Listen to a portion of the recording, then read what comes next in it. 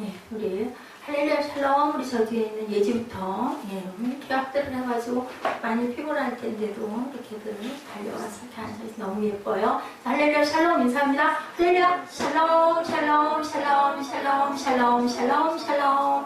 하나님 사랑합니다. 여러분 주 안에서 사랑합니다. 예.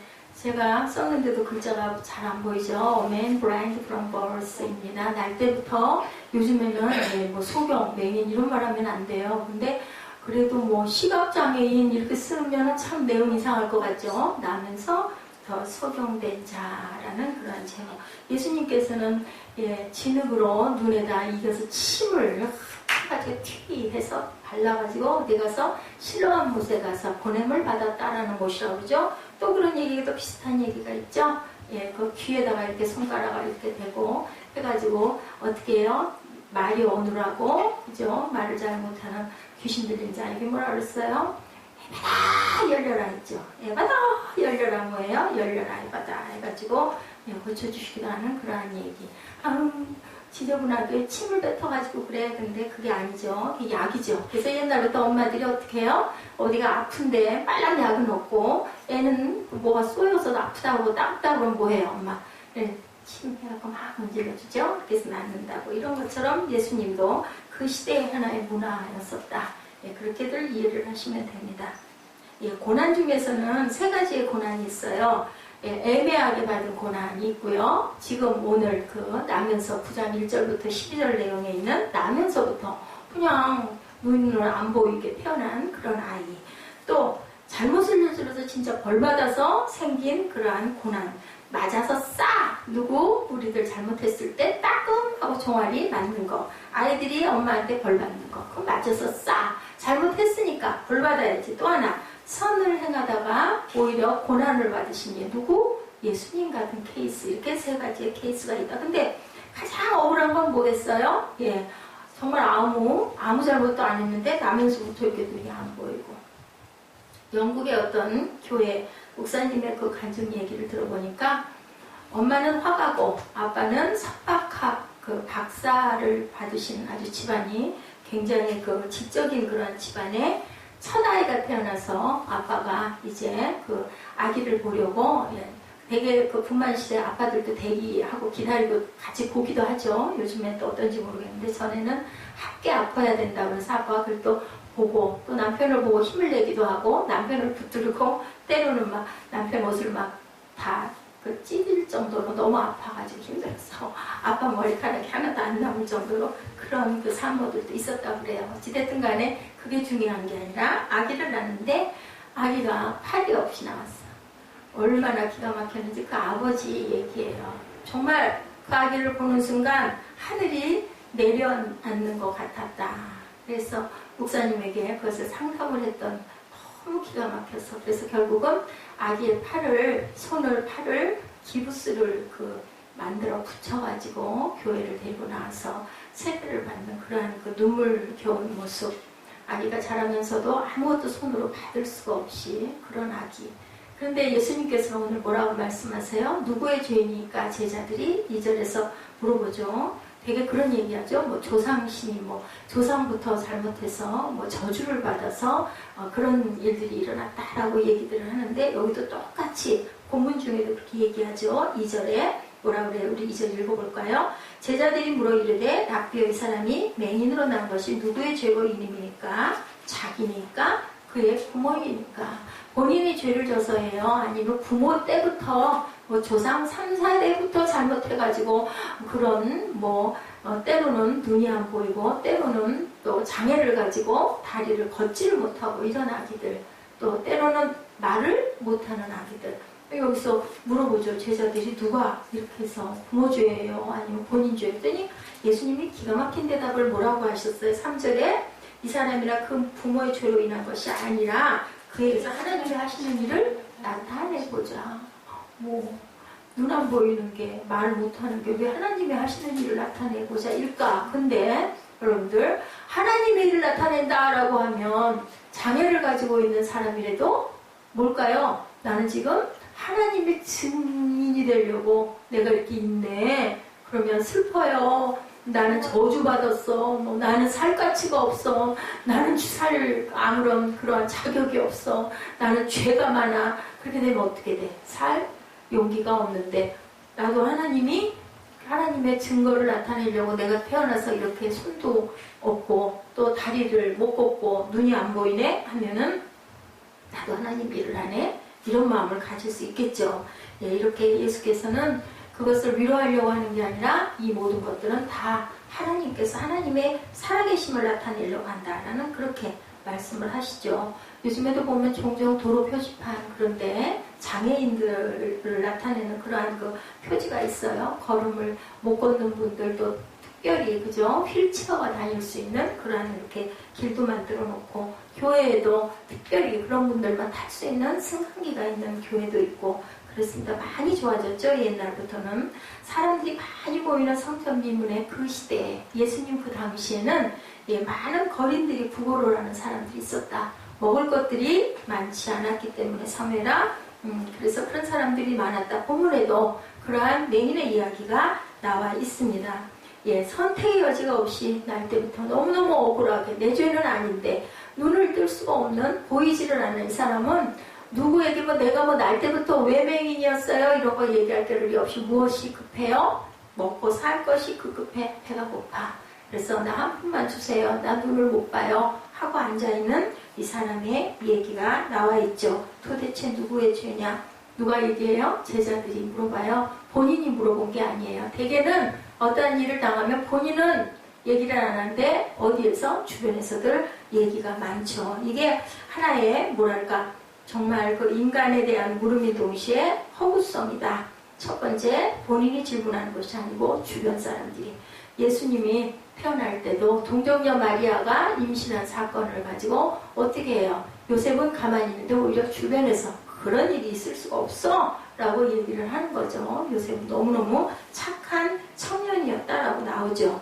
예, 모든 죄는 다 죄 때문이라고 생각하는 단순성 또 고정관념이 잘못된 부분이다. 그래서 어때요? 이 사람을 언제 고쳤어요?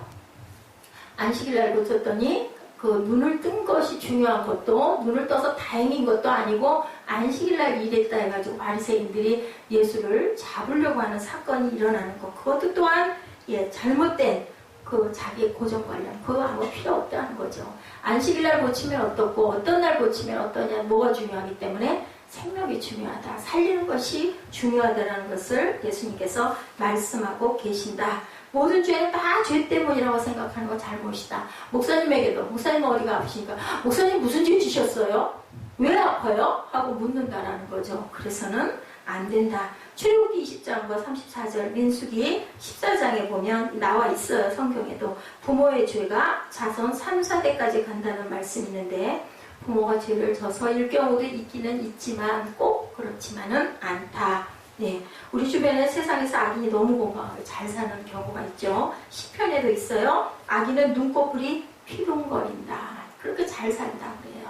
악하게 사는 게 오히려 더 쉽기 때문에 왜냐하면 악을 조장하면 되잖아요. 근데 선하게 살면 계속 사람들이 없은 여기죠. 온전하게 사람 대접을 점점 안 해주죠. 약한 사람은 그걸 뭐라 그래 너 본다 그러죠. 그래서 만만하게 본다라고 얘기를 하기 때문에 더 위장을 해서라도 악한 일을 사람 하나 짓밟고 나면 하나 짓밟을 때가 힘들지 그 다음부터는 살인하는 연쇄분들도 보면 하나 죽이기가 힘들지 그 다음부터는 사람을 사람으로 여기지 않고 죽여서 20명, 30명씩 그렇게 죽이는 일들이 너무나 많죠. 뭐가 악한 사탄이 들어서 예수님 제자들도 잘못된 사고로 잘못 말을 하자 예수님께서 정정을 해주시죠. 패러다임을 바꿔라. 그건 잘못된 거다. 그 사람은 하나님의 그 영광을 드러내려고 그런 것이다.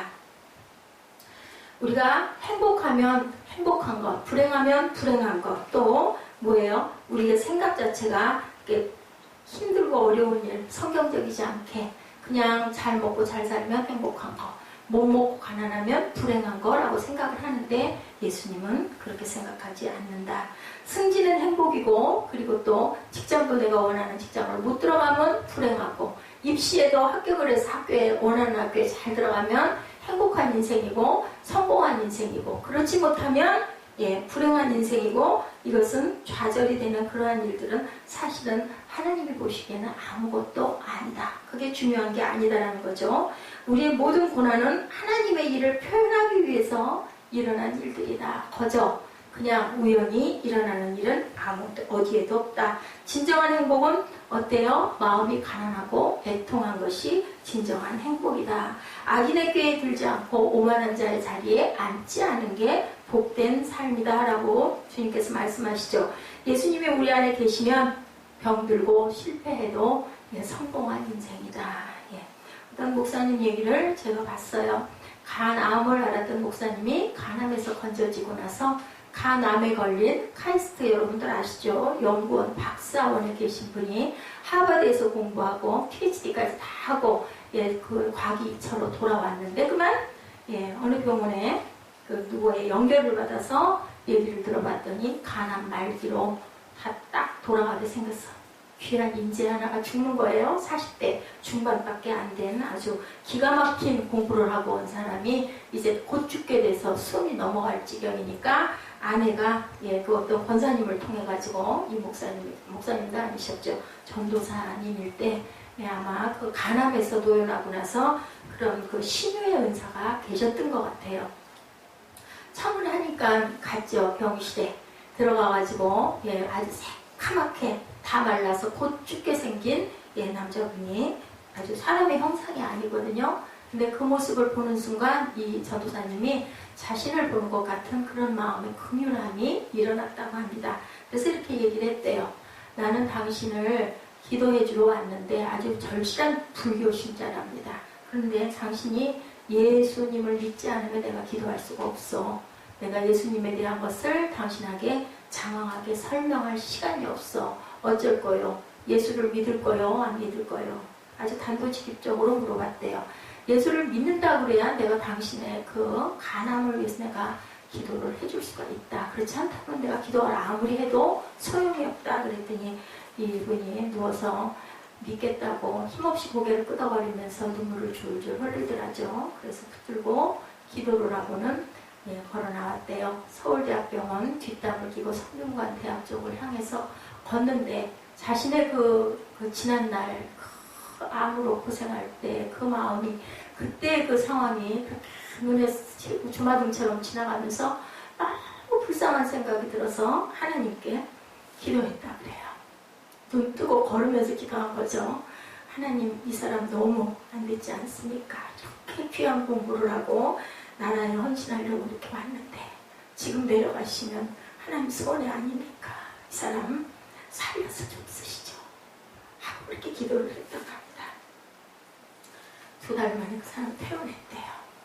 퇴원하고 이 전도사님이 그 심호하고 있는 교회에 예배를 드리려고 오셔서 너무 반가웠대요. 반가워서 그러고 나서 그때 그 영접 기도를 받더니 예수를 믿나 보다라고 생각을 했더니 그래서 온 게 아니라 너무 미안해서 찾아왔다라고 그렇게 교회를 그때부터 어찌됐든 간에 나오시기 시작했대요. 이 목사님이 그 전도사님 시절에 아마 연예인 교회를 섬기고 계셨던 것 같아요. 특별한 분들이 많이 오죠. 대단한 인기 있는 탤런트들도 많이 오고 어쨌든 그렇게 하고는 몇 달이 지나갔는데도 밤중에 한밤중에 막 급하게 전화가 와서 받아봤더니 그 집 사모님이 다시 또 연락이 왔어요. 내 남편 다 죽게 생겼으니까 빨리 와달라고. 그래 쫓아가 봤더니 이 사람이 정말 다 죽게 생겼더래요. 막 눈이 막 이렇게 앞으로 막 튀어나오고 막 피를 토하고 막 그냥 정말 뭐라고 말을 할 수 없이 막 괴성을 지르고 막 얼굴이 시뻘개가지고 막 아주 눈알이 튀어나올 정도로 막 그 엑소시티라고 하나요? 막 거기에 빠져가지고 막 소리를 지르고 막 그래서 이 전도사님이 가봤더니 귀신들이 안에서 나오느라고 그 사람 막 괴롭히는 거죠. 그렇게도 잘못되면 죽는 거죠. 그래서 붙들고 기도를 했대요. 막 정말 사력을 다해서 기도를 했겠죠. 나 같은 사람은 아마 기도하다가 내가 기절하지 않았을까 싶을 정도로 기도를 엄청나게 했대요. 귀신이 쫓겨나가고 이 사람이 평안해졌다고 해요. 그 과정과 그걸 걸쳐서 그러고 나서는 박사원에 있는 연구원에 있는 그 박사들을 다 불러 모았답니다. 모아가지고 간증을 한 거예요. 제가 지금 하나님의 영광을 드러내려고 이 일들이 일어난 일들이라는 본문의 말씀을 여러분들에게 예화를 통해서 말씀드립니다. 너희들 나 알지? 내가 얼마나 술 좋아하고 얼마나 골프 좋아하고 얼마나 놀기 좋아하고 얼마나 인정머리였고 얼마나 내가 못된 인간인지 너희들 알지? 근데 내가 이렇게 변했어. 내가 이렇게 변했어. 사람들이 도저히 믿을 수가 없는데 사실이다 보니까 너무너무 기가 막히다. 그래서 거기서 성경 공부반이 태어나고 크게 교회가 세워지는 역사가 일어나고 이분이 이제 목사님이 되셔서 심부를 하시다가 만 30여 년 가까이 사역을 잘 하시다가 돌아가신 어떤 목사님의 얘기예요. 예수를 믿으면 이런 사건, 이런 기적이 일어나고 물론 다 그런 건 아니지만 특별한 경우에 그러니까 이 목사님을 크게 하나님이 들어서 쓰셨죠. 표징으로. 그렇게 하고 사람은 어떻게 되느냐 바뀐다는 거죠. 똑같은 모습으로 있는 게 아니라 사람은 같은 사람인데 주변에서 정말 이상하다. 왜 이분 아버지가 그 장로님이셨대요. 어머니는 권사님이시고 이 목사님 그 어머니 아버지가. 근데 아는 친구마다 쫓아다니면서 가서 말려달라고 제가 미쳤다고 돌았다고 아무래도 저게 제정신이 아니라고 할 만큼 이 목사님은 간암에서 치료받고 나서 뭐예요? 하나님에게 붙들려가지고 2만 개의 그 세계 선교 교회를 세우겠다라는 그 하나님과의 그 약속을 지키려고 정말 자기가 무슨 이럴까 저럴까 갈등하고 뭐 무슨 누구를 원망하고 사람을 쳐다보고 뭐 할 아무런 겨를이 없었다. 나는 내가 이렇게 새 생명을 가지고 태어났기 때문에 하나님과의 약속을 나는 지켜야 되겠다. 누가 그랬어요? 바울이 그랬죠. 바울이 2만 킬로의 거리를 다녔대요. 저기 경기도에서 서울을 오는 거리가 뭐 200km 정도 된다고 하네요. 그런데 바울은 그 교통의 어려운 상황에 2만 킬로를 정말 잠도 안 자고 발에다가 그야말로 뭐 정말 그냥 뭐 무슨 페달을 달고 달리듯이 그렇게 정신없이 달리는 삶을 살았다라는 거죠. 왜? 하나님께 받은 은혜가 너무 감사해서. 바울도 역시 마찬가지죠. 가말리엘 문화생에 공부를 기가 막히게 한 사람이잖아요. 집안도 좋고 지금 이 카이스트를 나왔다는 하버드 대학 공부해가지고 PhD를 받았다는 이 박사 이 양반도 돌아갈 뻔했는데 하나님께 고침받고 여러분들이 어디라고 하면은 기가 막히게 알만한 기가 막힌 교회를 세우는 누가 한 사람이 그 한 사람의 그 생명을 살리는 일을 통해서 큰 교회가 세워지는 역사를 그래서 단 한 사람 우리가 저희가 그루터기라는 설교 제가 했죠. 단 한 사람으로 예수님께서는 하나님의 일, 영광스러운 일을 온 인류의 일을 위하여 그의 인생은 집중되고 있다라고 태어남의 목표를 이렇게 얘기합니다. 두 번째는 뭐라고 그러세요? 밤이 되면 일을 할 수 없다. 우리 본문 내용에 보면 나와 있죠. 뭐라고 얘기합니까? 우리 본문 4절, 5절 말씀을 잠깐 보실까요? 4절 시작. 때가 아직 낮음에 나를 보내시는 이의 일을 우리가 하여야 하리라. 밤이 오리니 그때는 아무도 일할 수 없다. 부모의 죄나 자기의 죄가 아니라 하나님의 일을 나타낸다. 그리고 4절에 때가 아직 낮음에 나를 보내시는 일을 우리가 하여야 하리라. 밤이 오리니 그때는 아무도 일할 수가 없다.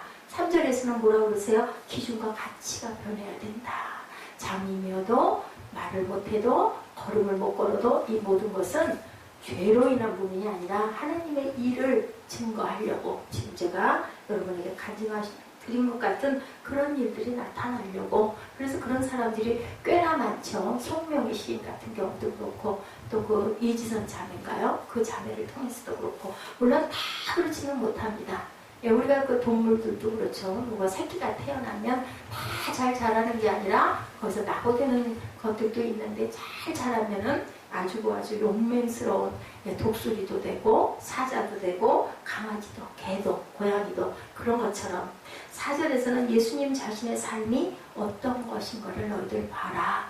인자가 온 것은 하고 말씀하시죠.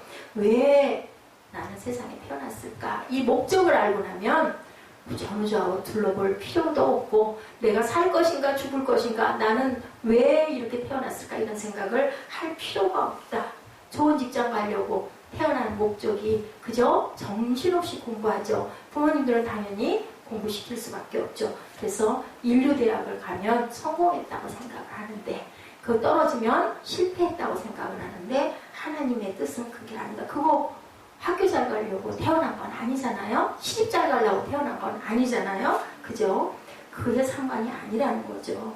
이 축복이 어떤 축복이 그 사명이 뭔가 내가 세상에 태어난 각자에게 주신 하나님의 지림이 뭔가 이것을 아는 것이 가장 중요하다. 방황하고 고민하고 주저할 시간이 그런 사람들은 되게는 없다. 예수님도 정말 힘들게 사역하셨죠. 쉬지 않고 일하셨죠. 병든 자 또한 죄인들의 친구가 되어주시고 약한 자, 가난한 자들을 찾아다니시면서 필요한 부분을 채워주시죠. 포도주를 물을 포도주로 변하게 하기도 하고 5,000명이 앉아서 다 먹고 12바퀴가 남을 만큼의 그러한 음식을 지급하기도 하시죠. 종교적 위선을 벗겨버리죠. 가난한 작은 자들을 들어서 쓰시죠. 예, 전부 다 어떤 사람들 제자들도 중구난방 아주 부족한 자들 아주 가난하고 아주 천한 그런 사람들 붙들어다가 12제자를 삼으시는 역사를 하십니다. 세상의 빛으로 소금으로 그것도 부족해서 하늘에 오르셔서 우리에게 성령을 보내주시고 그것도 부족하셔서 하나님 보좌 우편에서 오늘도 기도하고 계시죠. 아까 잠깐 말씀드린 사도 바울 2만 킬로 정도를 그 발로 달렸다고 하죠. 아플 시간도 없이 달려다녔던 거예요. 본인의 아픔이 있는데도 불구하고 가시가 있는데도 불구하고 달빛 보고 고민하고 씻을 겨를도 없다. 근데 누구는 다윗은 그 일을 아주 하던 사람이에요. 그죠? 누워서 그 양떼를 지키려면 양을 목장 안에다 몰아넣고 나면 지켜야 되니까 뭐 했을까요? 800에 베고 하늘 쳐다보니까 하늘에 떠있는 달과 별을 바라보면서 하나님께 기도한 전부 다 이 시편들 우리 지금 새벽 시편을 달려가고 있는데 시편의 내용이 뭐예요? 전부 다 기도죠. 그게 전부 노래가 돼서 불렸던 그러한 그 곡이 붙어있는 그런 곡들이었다. 목표가 이렇게 분명한 사람은 방언과 갈등이 상관이 없다라는 거죠. 될까 안 될까, 거짓말 할까 말까, 누구한테 욕을 할까 말까 이런 필요 없다라는 거죠. 무엇 때문에? 내가 태어난 목적이 있기 때문에. 밤이 되면 일을 못한다. 예수님은 때를 굉장히 중요시했죠. 내가 가야 할 때, 내가 서야 할 때, 내가 십자가에 못 박혀야 할 때를 항상 생각하시고 그리고 기도하신 예수님의 마음, 예수님의 삶, 시간의 긴박성과 삶의 긴박성, 영적인 긴박성이 예수님 삶 속에 녹아있다. 에베소서 5장 16절입니다. 세월을 아끼라 때가 가까우니라 말씀하죠. 15절부터 우리 한번 에베소서 5장 15절부터 21절까지 우리 같이 한번 읽습니다. 에베소서 5장 15절부터 21절까지 찾으신 분 같이 읽습니다. 시작. 그런즉 너희가 어떻게 행할지를 자세히 주의하여 지혜 없는 자같이 하지 말고 오직 지혜 있는 자같이 하여 세월을 아끼라 때가 악하니라. 그러므로 어리석은 자가 되지 말고 오직 주의 뜻이 무엇인가 이해하라. 술 취하지 말라. 이는 방탕한 것이니 오직 성령으로 충만함을 받으라. 시와 찬송과 신령한 노래들로 서로 화답하며 너의 마음으로 주께 노래하며 찬송하며 범사의 우리 주 예수 그리스도의 이름으로 항상 아버지 하나님께 감사하며 그리스도를 경외함으로 피차 복종하라. 그리고 아내가 남편에게, 남편이 아내에게 상정과 종의 관계 쭉 예수님께서 너희들은 이렇게 살아야 된다라고 말씀하죠. 지금은 대낮이다. 뭐 해야 될 때다? 너희들 일해야 될 때다. 로마서 13장 회심의 사건 어거스틴 얘기죠. 성 어거스틴. 그런데 여러분들 꼭 아세요. 그 루터 목사님이, 존 뉴턴 목사님이 그 말씀 때문에 깨어진 것은 아니라는 거. 제가 그게 모호해가지고 궁금했거든요. 근데 아니다 이거다 라고 얘기를 못해서 그날 이렇게 넘어가고 눈에 띄어서 여러분들에게 다시 정정을 해서 말씀드린 건데, 이 성 어거스틴은 로마서 13장 11절 이후 부분에서 정신을 번쩍 차렸죠. 또한 11절에 너희가 이 시기를 알거니와 자다가 깰 때가 벌써 되었으니는 이제 우리의 구원이 처음 믿을 때보다 가까웠습니다. 밤이 깊고 낮이 가까웠으니 그러므로 우리가 어둠의 일을 벗고 빛의 갑옷을 입자. 낮에와 같이 단정히 행하고 방탕하거나 술 취하지 말며 음란하거나 호색하지 말며 다투거나 시기하지 말고 오직 주 예수 그리스도로 옷 입고 정욕을 위하여 육신의 일을 도모하지 말라. 그럴 시간이 없다. 곧 밤이 온다. 내 인생은 지금 이 시간이 자꾸 가고 있다. 에베소서 5장 16절 말씀하고 너무 같은 말씀이죠. 방탕하지 말고 술 취하지 말고 때가 악하고 시간이 없고 바쁘다. 근데 두 사람의 공통점이 있어요. 잠 뉴턴 목사님하고 성 어거스틴인 경우는 어머니들이 기도했다라는 거. 잠 뉴턴 목사님도 어머니가 어렸을 때부터 목회자가 되게 해달라고 기도를 그렇게 했는데 그만 그 해병대 들어갔다가 도망가고 그래가지고 또 다시 해적선에 들어가고 노예상 그 노예 그 배 칸에 배를 가득 채워야 하는 그런 일을 맡아가지고 아주 악하게 그렇게 살다가 어느 순간인가 폭풍이 엄청나게 치는 날 다 죽게 생겼을 때 하나님께 기도한 거예요. 구해주시면 내가 하나님 뜻대로 살겠습니다 하고. 그런데 그 배후에 뭐가 있었을까요? 그 어머니의 기도가 있었어요. 그래가지고 자기 뜻 내가 바라본 내가 어렸을 땐 참 요복한 생활을 했는데 나중에 어머니가 돌아가시고 그리고는 보면서 세상에 정말 버림받은 것 같은 그러한 삶 속에 빠져가지고 너무 아니거든요. 어렸을 때 교육받은 거하고 어머니에게 그 신앙교육받은 거하고 너무 아닌 세상을 보면서 거기에서 그 갈등과 그 혼란 속에서 아주 너무너무 악해졌죠. 성 어거스틴도 마찬가지죠. 성 어거스틴은 그 무슨 그 이단 교회에 빠져가지고도 정신을 못 차렸죠. 그런데 뒤에는 다 어머니들이 기도하는 것들이 있었다는 결국 이 자네트 목사님이 되셨죠. 그리고 많은 작사를 많이 하시죠. 성 어거스틴은 오죽하면 성자가 붙는 아주 그러한 귀한 인물로 다시 거듭 태어난다. 아까 제가 말씀드린 대로 하나님이 우리 안에 들어오면 우리가 변하는데 이렇게 변한다라는 거죠. 그래서 나 자신을 돌아볼 때 내가 예수 믿기 전하고 예수 믿은 후하고 변한 게 없다. 사람들이 볼 때 똑같다라고 보면 뭔가 문제가 있다라고 여러분들의 생각을 하셔야 된다. 나를 거기다 접목을 한번 시켜보는 거죠. 그래서 나 같은 죄인 살리신 이것을 제가 보다 보니 그리고 제가 이 405장 찬양을 해보니 나 같은 죄인 살리신 그 은혜 놀라와 죽었던 생명 살리사 광명을 찾았는데 1절이죠. 잃어버린 생명을 찾은 기쁨. 그리고 2절에는 큰 죄악에서 건지신 그 은혜 고마와 나 차원 믿음 그 시간 귀하고 귀하다. 크나큰 죄악 속에 빠져있을 때 은혜로 그곳에서 건진받았다라는 고백.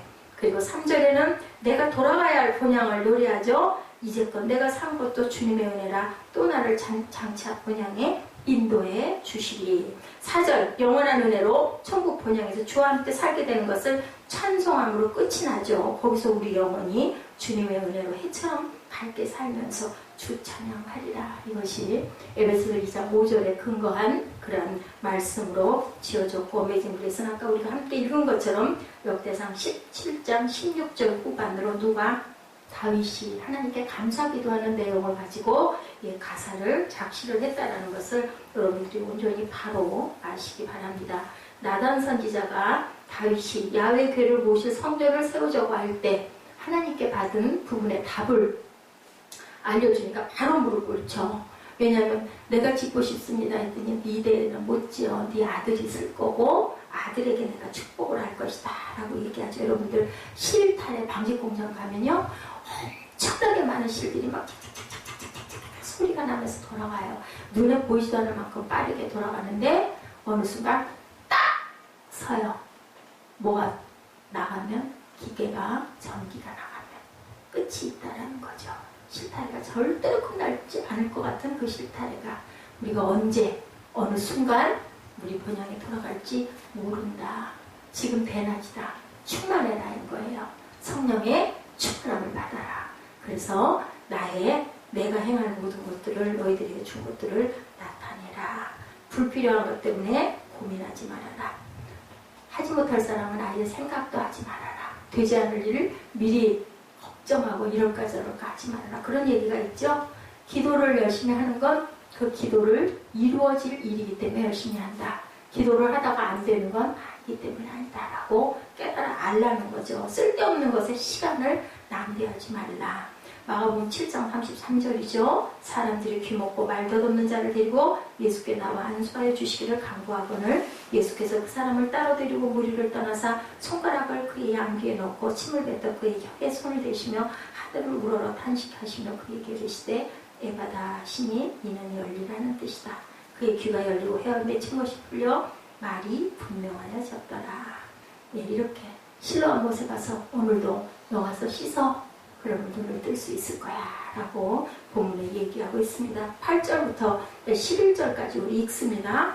이웃 사람들과 전에 그가 거리는 것을 보았던 사람들이 이르되 이는 앉아서 구걸하던 자가 아니냐 어떤 사람은 그 사람이라 하며 어떤 사람은 아니라 그와 비슷하다 하는거늘 자기 말은 내가 그라 하니 그들이 묻되 그러면 내 눈이 어떻게 떠졌느냐 대답하되 예수라는 그 사람이 진흙을 이겨 내 눈에 바르고 나더러 실로암에 가서 씻으라 하기에 가서 씻었더니 보게 되었노라.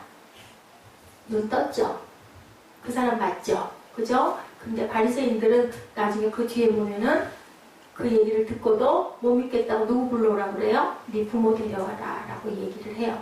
소경이 눈 뜬 것은 관심이 없고 그 예수는 이단이다. 그 예수는 사기꾼이다. 그렇게 몰아대는 부분들이 뒤에 나오죠. 근데 이 소경이 눈을 떴는데 여러분들 나사로 무덤에서 살아났죠? 영원히 살까요? 소경 눈 떴는데 영원히 눈 뜨고 살까요?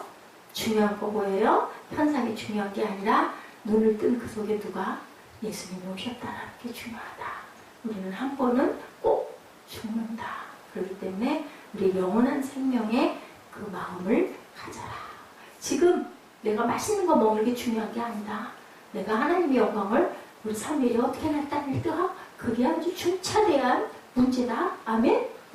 오늘이 문제가 아니고 내가 요거를 살짝 거짓말을 해서 내가 요걸 맛있는 걸 먹을 거야? 엄마를 싹 속일 거야가 중요한 게 아니라 내가 자꾸 그렇게 되다가는 그 다음에 하나님의 영광을 가리게 되겠다. 아멘? 눈 감고 자서는 안 되겠다.